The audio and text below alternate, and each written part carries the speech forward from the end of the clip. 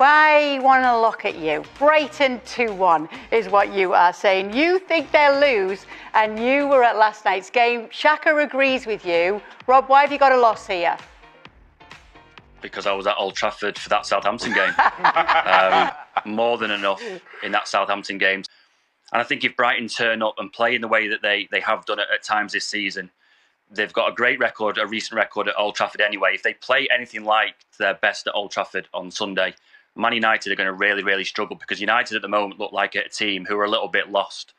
They're struggling to come to terms with what Ruben Amorim is asking of them. That's not necessarily their fault. They haven't had an awful lot of time on the training pitch to learn Amorim's methods. He's kind of learning on the job a little bit, so maybe it's understandable that they're struggling a little bit. But if Brighton watch that game against Southampton, they will head to Old Trafford on Sunday thinking that they can win and win handsomely. United really got away with one against Southampton. Don Hutchison, how do you see it going and why?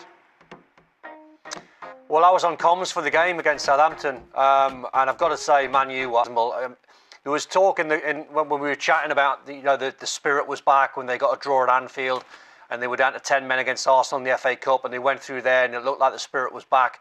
But the boys will know what I'm saying when I say it's easy to play, or easier to play in those games at Anfield, because you're under no pressure. You can bank in low blocks, and if you get a draw or get a win, you come out of it with loads of credit. And they got a draw and they played well.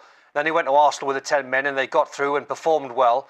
But the game against Southampton, there were 82 minutes at 1-0 down, and they were all over the place. The midfield was non-existent. They couldn't run. Amorim's playing players completely out of position.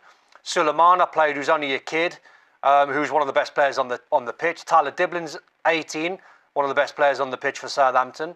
And it was just, we were chatting about the passion and the intensity's back, but forget that for a second. Southampton rocked up and outplayed Man United at Old Trafford for a team that's got 6 points. And they were incredible in the context of the game when, you see the 3-1, it looks like an easy win, but far from it, apart from Ahmad, who was brilliant for the whole of the game and has been under Ten Hag and Amorim, and he got his hat-trick. But apart from that, apart from him and Onana, I must mention Onana, who was brilliant, who kept them in the game, because it should have been 2 or 3 down at half-time. There wasn't any Man United players coming out of that game against Southampton with any credit whatsoever. Shaki, you've got them losing? Yeah, because I saw them at Old Trafford against Southampton. Oh. And listen, while I kind of understand the rhetoric around Manchester United with the previous, probably with their confidence at its highest all season long, even though once dust settles, let's recognise it's on the back of 2 draws against Liverpool and Arsenal. Those were the highlights of Manchester United's season thus far. But surely, given the confidence boost that all those players had to have on the back of that, you roll up against Southampton at home. Don is right. Andrew Onana was outstanding in the first 45. Southampton are leading into the 80th minute. The 3-1 result, while you win the game, you get the 3 points, you celebrate that, and maybe you want to spin it as United showing grit and staying power. Southampton have 6 points.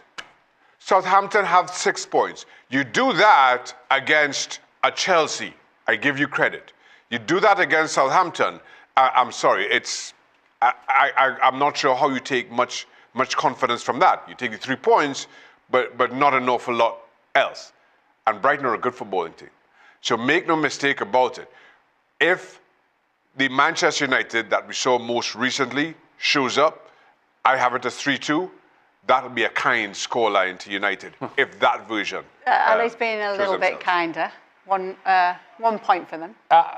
Well, yes, but I'm curious as to this Manchester United players following the Southampton performance. If they go in the locker room thinking, yeah, well, we got that, we deserve that, we deserve those 3 points, or do they go in the locker room and go, whoo, man, we got away with that one. And that, I think, will go a long way in determining what their short-term and long-term success will be, and recognizing that there are things to be done in order for this team to be better. That the job is not done because you drew against Liverpool or you drew against Arsenal or somehow back your way into a win against Southampton, that there's still a lot of work to be done. Now, what the result does for Manchester United, the actual 3 points, is that it may mask a bad performance, but it also elevates the confidence.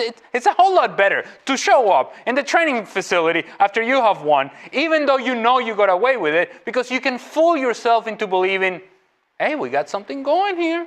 We're feeling better about ourselves. And so that's why I don't go as far as Xhaka and as Rob and saying that they're going to lose.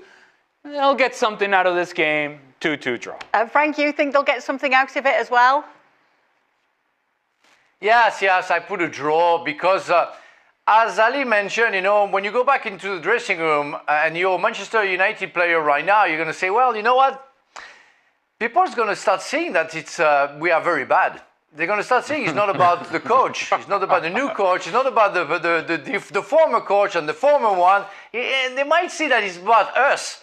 So I'm expecting a reaction because that's very bad. And you are wearing a shirt who has a hell of a history. So you have to react and very quickly.